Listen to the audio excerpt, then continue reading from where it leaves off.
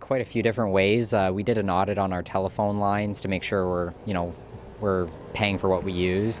We got rid of the ones that we weren't using. We had some gapping of positions that happened because we weren't able to fill certain positions.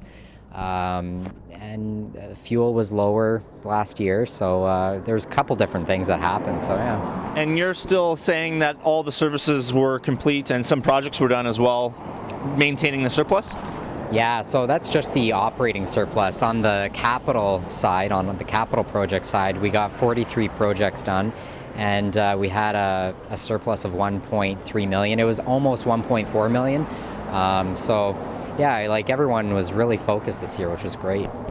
I knew full well that there was money to be saved throughout the operation, strictly because of the reduction in staff numbers. We had a number of staff either retire or leave for other positions. And at this point, the majority of those positions haven't been filled, so we knew they were there. But they are going to be filled, aren't they?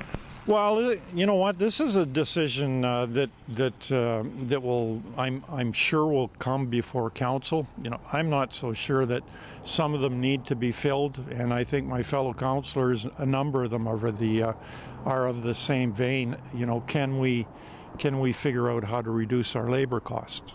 And you said about being not a big fan of reserves, but aren't reserves important for every community?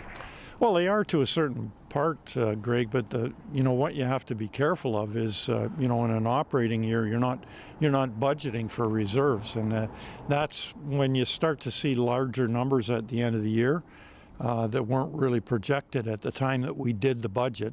Again, speaks to that need. Do we actually have to put the budget together in December and be done with it?